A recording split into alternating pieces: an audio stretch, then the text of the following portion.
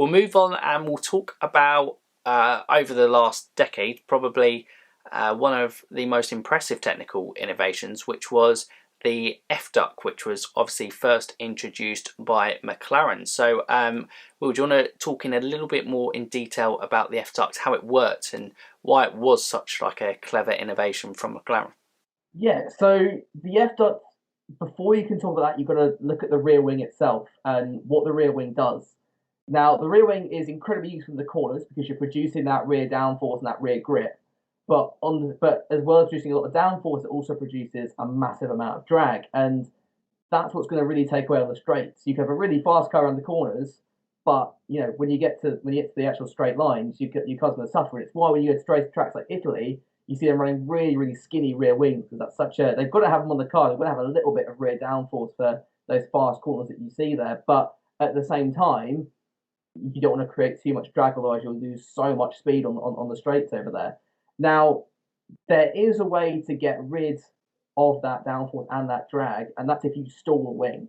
Now, stall the wing, usually it's a bad thing, and I'll take you back to 2018 where the Williams car, I think the best example it might have been Spain, on their practice session, they kept spinning into the gravel, and that's because due to a design flaw in their aerodynamic philosophy, that car kept stalling the rear wing. So the rear, it would basically go from producing loads and loads of downforce to no downforce. It's very difficult to predict when it was going to do that. So all of a sudden, there'd be no rear grip and the car would spin into the gravel. Now, what McLaren did, they were very, very clever, and they found a way of stalling the rear wing when they wanted to. So when they could go around corners, they could have all the rear downforce they wanted. As soon as they got on the straights, they could get rid of that drag aspect completely and be an absolute rocket. And this was picked up very, very quickly at the start of 2010, and it was a massive rush in the development race for all the teams to kind of roll this out. And we'll get into it in a minute. That was also the issue, and teams fitting it into their current cars, which caused it to be banned. But we'll get onto that later on. What the F-duct was basically was a little duct at the in the nose of the car, or on the I guess the top of the chassis. And usually, if the driver didn't do anything, it was harmless. Air would go into the duct and it would pass out through a hole at the back of the car and not affect anything. But if the driver was on the straight, the original implementation was the McLaren drivers would use their leg or their knee to cover up a hole in the cockpit. Now, what this does, and it gets quite technical here, but I'll try to explain it the best I can, is it instigates what we call a fluid switch.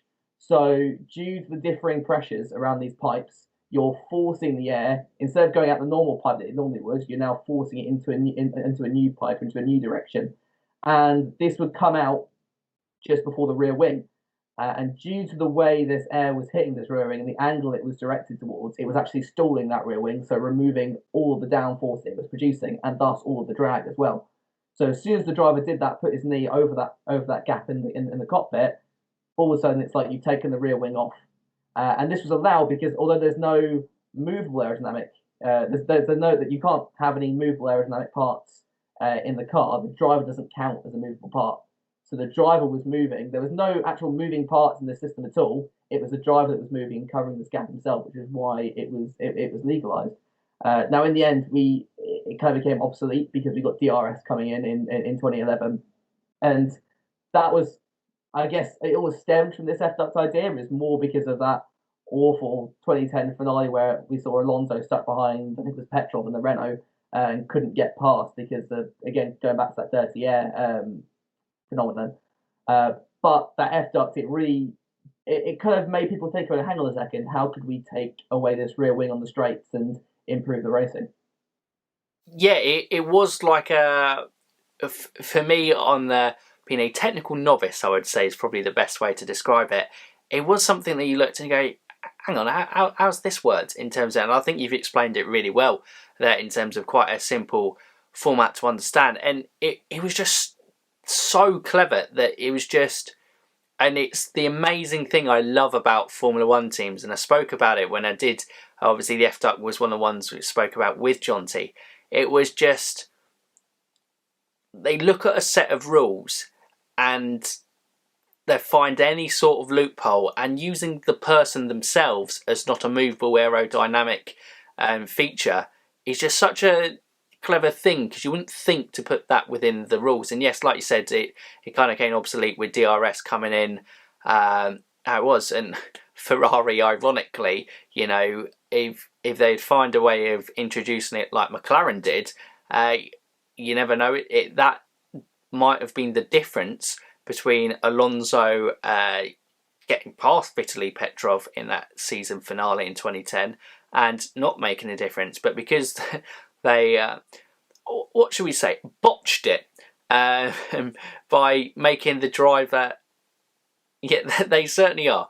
In terms of, they're never the leading forefront of technical innovation, I would say, for Ferrari. They're very good within the rules of building a fast car, but when it's finding something clever, they don't tend to necessarily do it in the best way, shall we say, or at least we never hear the day of light unless the fuel things that we're not entirely sure legit or dodgy which way that is.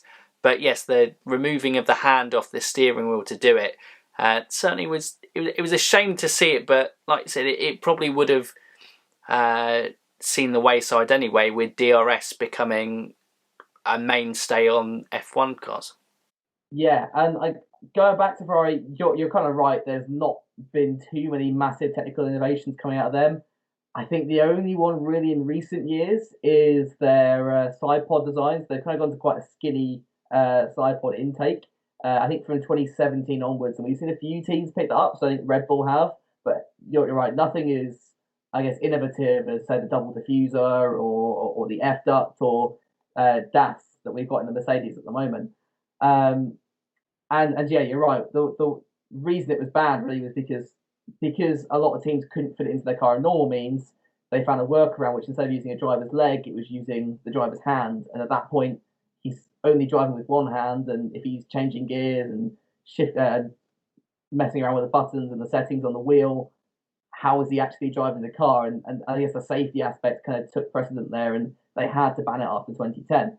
I forgot what the rest of your question was, actually. I've gone on a ramble. I know. I think we were just talking about it would have been. It was just talking about it becoming pretty much obsolete with DRS coming in anyway. So I suppose a build on with that would be the reason, because you could argue, although obviously the main pictures was Alonso taking his hand off, I think it was in Spain, Circuit de Catalunya, were the ones that it came out. I'm not entirely sure, could be wrong on that. But you could argue that obviously back in even as late as some of the 90s, that drivers had only one hand on the steering wheel when they were changing gear with manual gearboxes. So you could argue that this on the straight wasn't the essentially worst thing that they could be doing. But it feels like with the introduction of DRS, they were like, well, it seems a good point to just put it behind us, and we're bringing in this system anyway. Yeah, I think two things with that last point is, back in the 90s, the drivers didn't have as much control in the cockpits in terms of changing brake biases or changing engine modes. It was very much just a standard wheel. They sometimes weren't even designed. The ones now are designed especially for the driver, that they'll have the buttons wherever the driver wants. Even the shape has been designed to work the best in an aerodynamic sense and not disrupt any flow coming around the car. The other thing is, I think back in 2010, and you're right, it is Catalonia, and what people were pointing out was that drivers were doing this not just on the straights, but they were now branching out into some of the fast corners. So the last turn at Catalonia, I think was the video that you were trying to reference before, and he was going around. It's about a medium speed corner, but Alonso was taking his hand off the wheel, turning with one hand, adjusting the brake bias with the same hand, and shifting up the gears. And then his other hand was sat covering this hole in the cockpit. And in a practice situation, there aren't that many cars around. Fair enough, but when you're racing with 24 cars on the grid, if you can avoid an accident, it's best to avoid an accident. We've seen that in recent years. That we've seen some pretty nasty accidents that you don't want to add to the risk of those. So I think for me, it was a sensible option just to get rid of it, especially since DRS is just a button that you press. And argue it probably worked a bit better as well. I think the way it's been implemented since has worked quite well in the car. It makes it a bit more fair on everybody. Thanks for watching, guys. I hope you enjoyed that little snippet of the podcast. If you would like to watch the full podcast, I will leave a link to it in the description down below.